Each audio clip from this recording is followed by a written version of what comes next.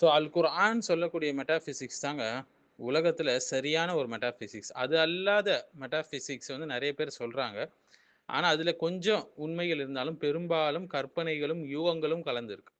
So metaphysics என்பது என்னன்னு பார்த்தீங்கன்னா, அது வந்து பிரபஞ்சம், இருப்பு, அதாவது எக்ஸிஸ்டன்ஸ் சொல்லுவாங்க. இருப்பு மற்றும் எதார்த்தத்துடைய அடிப்படை தன்மைகள், இதை ஆராயக்கூடிய ஒரு தத்துவத்துடைய ஒரு முக்கிய பிரிவு என்று சொல்லலாம். பிலாசபியோட முக்கிய பிரிவு. அது தமிழ்ல இதனை வந்து மீவியற்பியல் என்று சொல்லுவாங்க.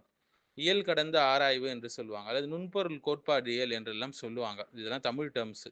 முக்கிய பிரிவுகள் மெட்டாபிசிக்ஸ் தத்துவத்தின் கீழ் வரக்கூடிய விஷயங்கள் என்ன அப்படின்னு சொல்லிங்கன்னா,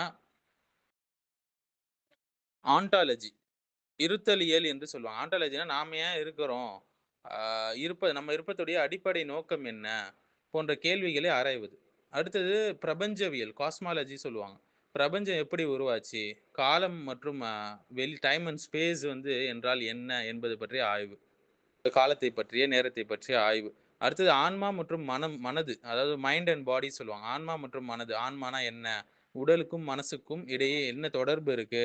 போன்றவற்றை விவரிக்கிறது. ஸோ மெட்டானா என்னன்னு பார்த்தீங்கன்னா, பியாண்ட் என்று சொல்லுவாங்கல்ல. அதாவது அப்பால், இதற்கு அப்பால் அப்படின்னு சொல்லுவாங்கல்ல அது. மெட்டானா அப்பால்.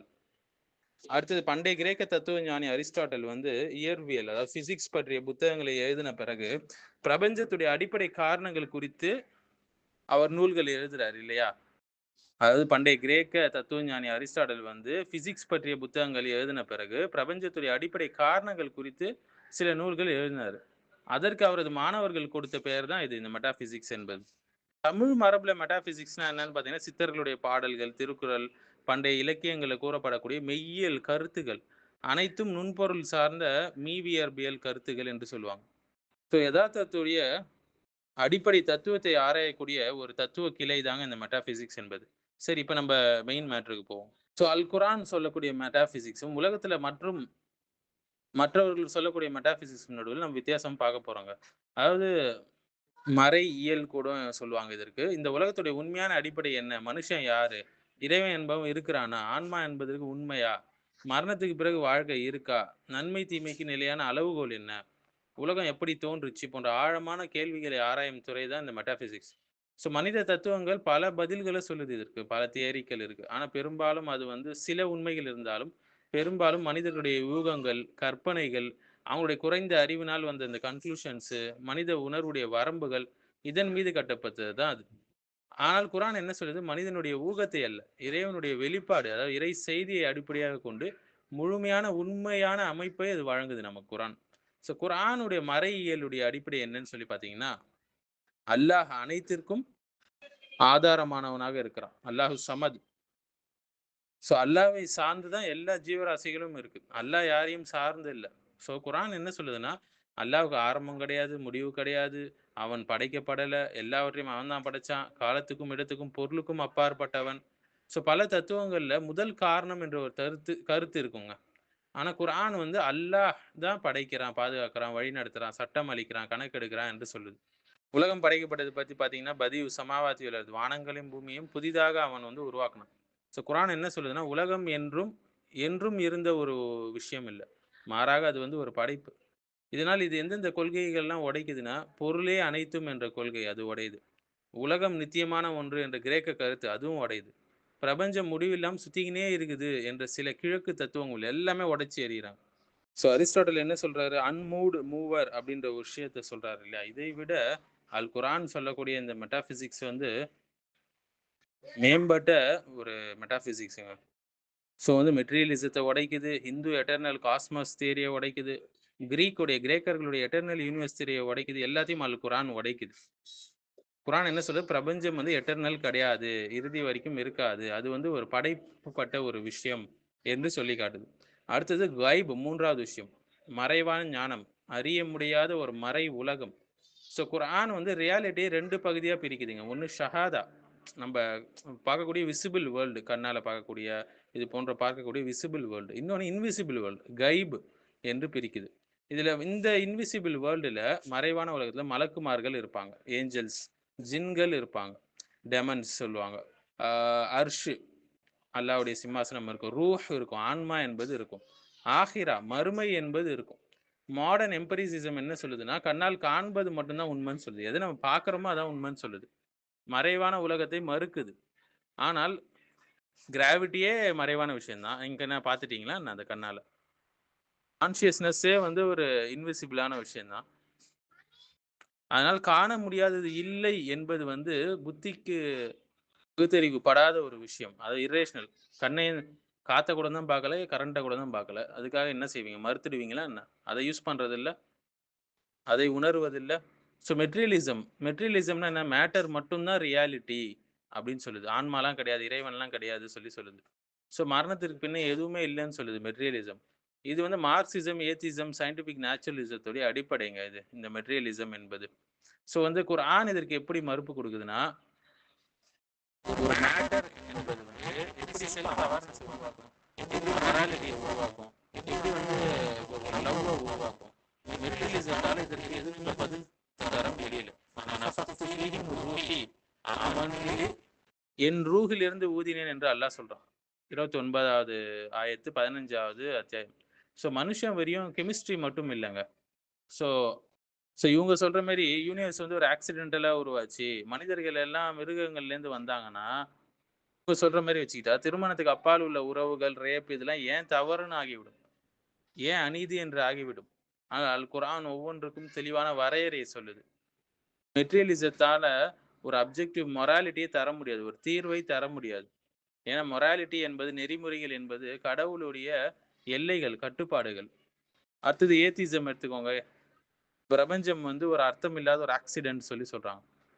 அல்லாஹ் அத மறுக்கிறான். "ஃபஸிப்தும் அன்னமா கலக்னாக்கும் அபஸா உங்கள என்ன வீணா படைச்சோம்னு நினைக்கிறீங்களான்னு?" சொல்லி கேட்குறான். அல் குர்ஆன்ல.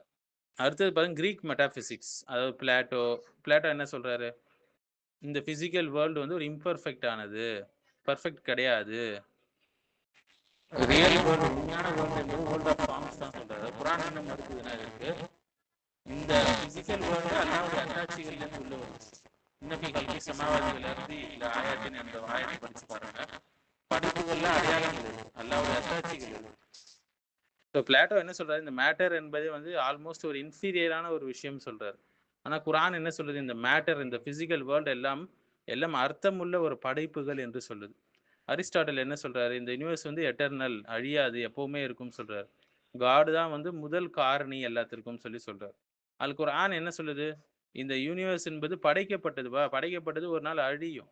அல்லாஹ் தான் ஒரு ஆக்டிவ் ரூலராக இருக்கிறான். இறை செய்திகளை அனுப்புறான். மறுமை என்பது உண்மை. ஸோ அரிஸ்டாட்டில் சொல்லக்கூடியது என்ன? இறை செய்திலாம் சொல்லல அவரு. மறுமை பத்திலாம் சொல்லல. மறுமையில பொறுப்பு குடுக்கணும்ன்றெல்லாம் சொல்லல. ஸோ இது எல்லாம் கிரீக் மெட்டாபிசிக்ஸ அல் குர்ஆனுடைய மெட்டாபிசிக்ஸ் மறுக்குது. அடுத்து ஹிந்து மெட்டாபிசிக்ஸ் பாருங்க. இதையும் குர்ஆனையும் பார்த்தீங்கன்னா, அத்வைத வேதாந்தா சொல்லுவாங்க.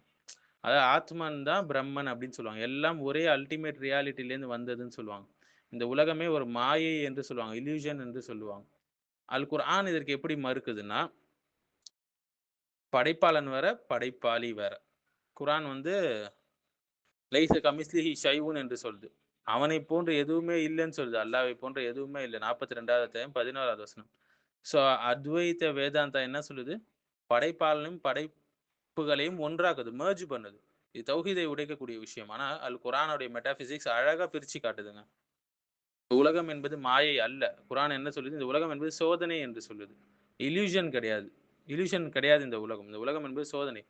மேலும் மனுஷன் என்பது கடவுள் கிடையாது, மனிதன். வேதாந்தா என்ன சொல்லுது? Self realisation. உன்னை நீ வந்து உணர்வது வந்து தான் பிரம்மன் என்று சொல்லுது. குர்ஆன் என்ன சொல்லுது? மனுஷன் தான். அவன் ஒரு அடிமை. இறைவனுக்கு அடிமை. இறைவனுக்கு ஒருத்தன் அடிமையானா உலகத்துல உள்ள எல்லா கேவலமான விஷயங்களுக்கும் அடிமையாயிடுவான். அவனுடைய சித்தாந்தங்கள், கேவலமான விஷயங்களுக்கு. ஸோ வந்து மனுஷன் என்பது படைக்கப்பட்ட ஒருவன் என்று சொல்லுது. வேதாந்தம் வந்து செல்ஃப் ரியலைசேஷன் என்று ஒரு விஷயத்த சொல்லுது. செல்ஃப் ரியலைசேஷன் தான் பிரம்மன் என்று சொல்லுது. அது புத்திஸ்ட் மெட்டாபிசிக்ஸ் பாருங்க. புத்திசம் வந்து படைப்பாளன் என்ற கடவுள் இல்லை சொல்லுது. செல்ஃப் இல்யூஷன் என்று சொல்லுது. ஆசைகள் வந்து கஷ்டங்களை தரும் என்று சொல்லுது. நிர்வாணா தான் அல்டிமேட் கோல் என்று சொல்லுது. குர்ஆன் இதை எப்படி மறுக்குதுன்னா, அப்படியா? படைப்பாளன் இல்லையா?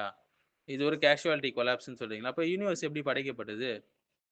ஒரு தெளிவான கிரியேட்டர், அல்டிமேட் கிரியேட்டர வந்து எக்ஸ்பிளைன் பண்ணல புத்திசம் என்பது. ஆனா குர்ஆன் வந்து அத எக்ஸ்பிளைன் பண்ணுது. அல்லாஹ்வா அத எக்ஸ்பிளைன் பண்ணுது.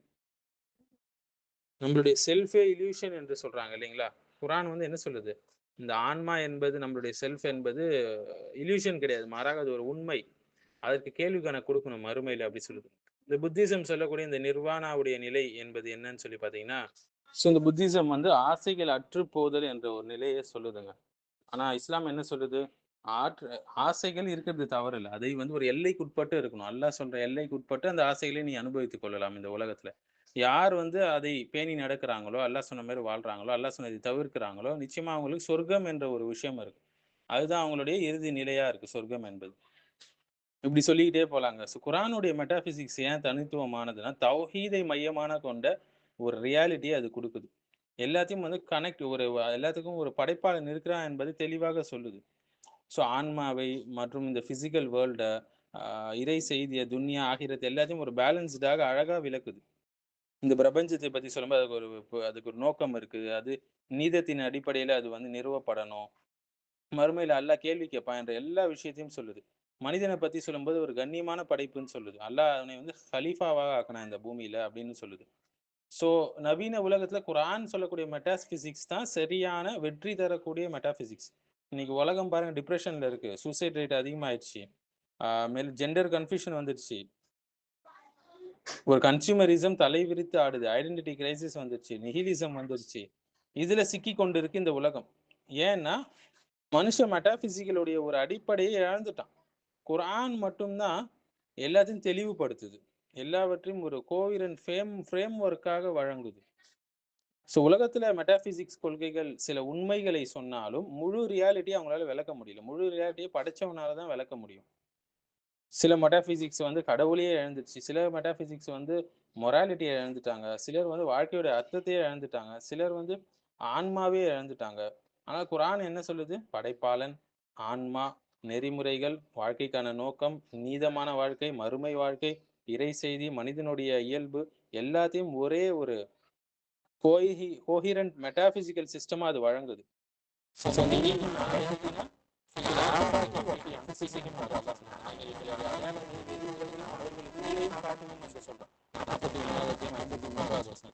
முரண்பாடு இல்லாத ஒருங்கிணைந்த ஒரு மறையியல், மறைவான ஞானத்துடைய அமைப்பை அல் குர்ஆன் நமக்கு தருதுங்க. உண்மையை முழுமையாக விளக்கக்கூடிய ஒரு அழகான தத்துவ அமைப்பு தான் அல் குர்ஆன் சொல்லுது. சுருக்கமாக நம்ம சொல்லணும் அப்படின்னா, அல் குர்ஆன் வந்து சொல்லக்கூடிய இந்த மறையியல் கொள்கை வந்து இறைவனை பற்றி, மனிதனை பற்றி, ஆன்மாவை பற்றி, உலகம், மறுமை, நன்மை, தீமையை பற்றி, வாழ்க்கையோட நோக்கத்தை பத்தி எல்லா விளக்கங்களும் ஒன்றுக்கொன்று முரண்படாமல் ஒரே அமைப்பாக இணைத்து சொல்லுது. ஒரு ஒற்றுமையான மறையியல் அமைப்பை சொல்லுது. ஆனா பல தத்துவங்கள், பல மெட்டாபிசிக்ஸ் என்னன்னா, இறைவன் இல்லன்று ஒரு சிலர் சொல்லுவாங்க. ஆனா நன்மை, தீமை இருக்குன்னு சொல்லுவாங்க. இது எப்படி முரணாவுது? இறைவன் இல்லன்னா நன்மை, தீமைக்கு நிலையான அடிப்படை எங்கேருந்து கண்டுபிடிச்சீங்க? எங்கேருந்து வந்தது? இப்ப இங்க முரண்பாடு வருது. சிலர் உலகம் மாயை என்று சொல்றாங்க இல்லையா? அதே நேரம் நல்லது செய்யுங்கன்னு சொல்றாங்க. உலகமே மாயைன்னா, நல்லது கெட்டது கூட மாயை தானே! அப்ப இங்க முரண்பாடு வருது இல்லைங்களா? ஆனா குர்ஆன் என்ன சொல்லுது? எல்லாத்தையும் வந்து ஒன்றோடொன்று இணைத்து முரண்பாடு இல்லாத ஒரு அழகான அமைப்பு ஃப்ரேம் ஒர்க்க நமக்கு தருது.